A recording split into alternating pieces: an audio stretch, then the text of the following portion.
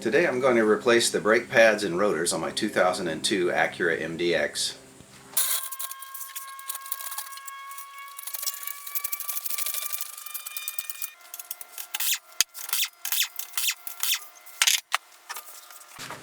Once you've got the wheel off of the car, you can see the rotor here and you can see the brake caliper. Inside the brake calipers is the brake pads. I have another video that shows you how to inspect the brake pads to tell if it's time to replace them.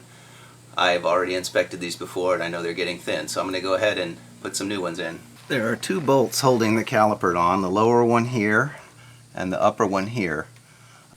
Before you remove the caliper from the car, you might want to go ahead and find a piece of wire. What we're going to do is hang the whole caliper up onto the spring or something with a piece of wire so that it's not just hanging on the brake hose here. This hose will support it, but you don't want to just let it hang by that hose. And so to do that, you probably want to take off the little bracket right above the caliper here.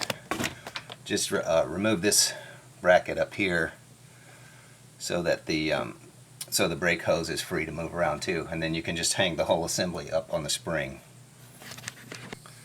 Just remove this hose bracket. It's a 12 millimeter bolt on the other side, and just take that loose, and then this whole bracket will come off, and that'll allow the whole thing to go up into the wheel well and be hung by the spring.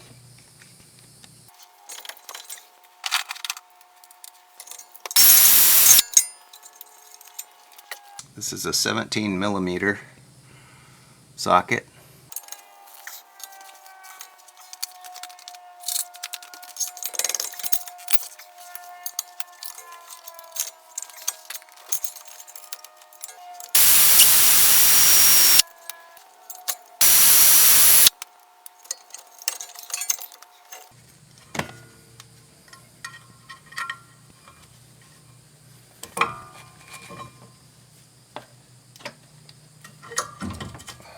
Okay, so I just ran that wire hook through a bolt hole there, and I'm just hanging it on the spring up there just to get it out of the way. So the whole caliper assembly is just hanging out of the way. You can see the hose there is not stressed at all. It's just hanging there.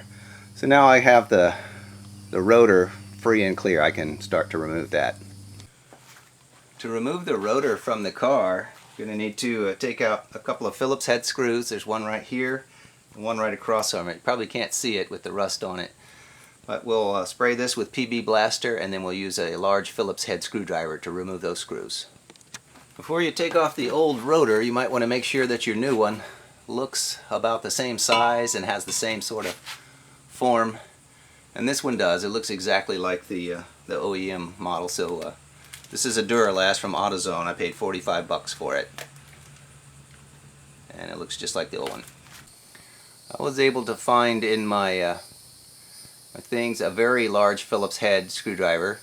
You can see that it's kind of blunt tipped. This is a number 3 Phillips, and it fits in the screws very nicely, nice and snug. If you use a small one, you may strip out the inside of the Phillips head, so you really don't want to do that.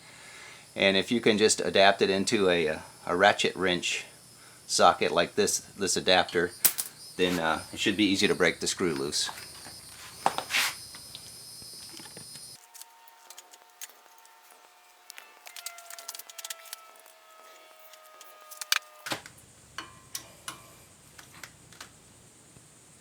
You can see that even though the car is it's in park and the parking brake is on, the wheel still wants to turn. So we're going to have to put something in that to stop that.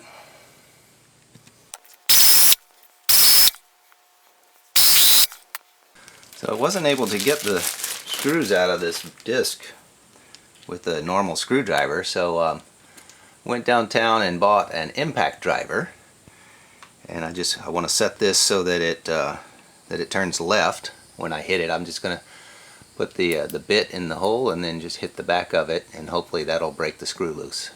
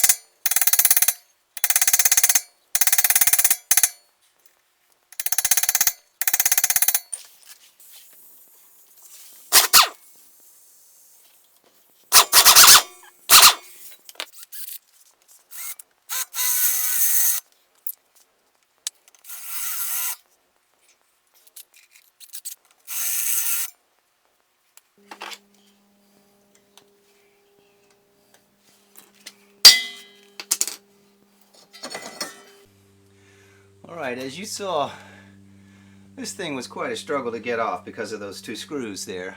Some cars don't even have those two screws. They just put the disc on there and let these lug nut bolts hold them. And that may be how I put this one back on. I may just skip the screws. I don't know yet. But anyway, whether you have to drill or use an impact wrench or use an impact driver, whatever you have to do, get the disc off. Then it's simple enough to put the new one on. As you go to put the new one on, make sure that you line up these screw holes with these screws if you're planning to put the screw back in. I haven't decided yet whether I'm going to put the screws back in. I don't think you absolutely have to, but it's not a bad idea if you have them.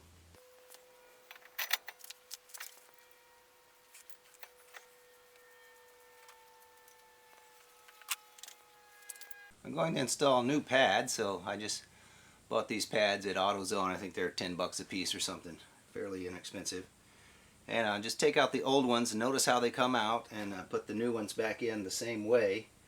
There's a little bump on either end of the brake pad that goes into these grooves on the side of the caliper where they travel. So just put those back in. There's little clips in there, so just pop them into the clip. It'll be nice and snug. Make sure the clips don't fall out. If they do, just retrieve them and put them back in. But there, the pad is inside the clip. Now I know because these pads are new and much thicker than the old ones. Here's the old pad. You can see how thin that is, how thick the new one is. I know that it's not going to fit back over the caliper easily. So I'm going to go ahead and compress the new pad and use a C-clamp to compress it so that the new pad and the calipers will all fit on there. So I'm just going to use the little backing plate so that I'm not screwing down right on the face of the pad. So just gently clamp this down until it's about flush with the face of the caliper. That's probably good right there. And then I'm going to put the outside pad in. So I'm going to take the clamp off and fairly quickly put the other pad in. It's the same thing. It has the grooves on there, and you just get it into the grooves and into the clips. Okay, and it looks like I have plenty of room in the caliper to put it back on. I'm going to go ahead and take the caliper off of the hook and put it back onto the disc.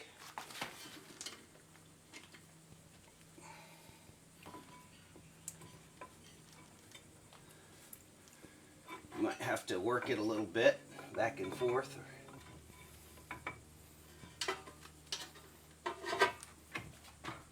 And that'll do it. Okay?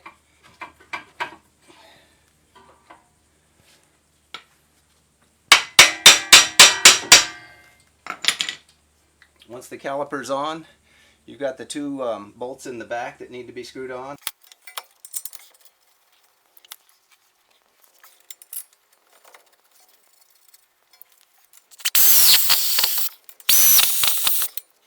After the caliper's bolted in place, don't forget to bolt the hose clamp back where it goes.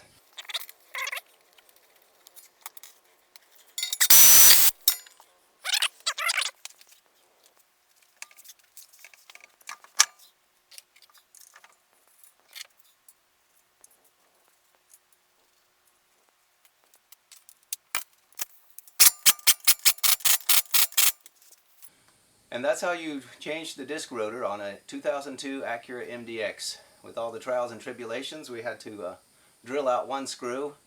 We bought an impact driver, which didn't work, and we used the impact wrench actually with the impact driver bit, and that worked great. So that's what I'll do on the other side. Hopefully it'll go a lot easier. Thanks for watching.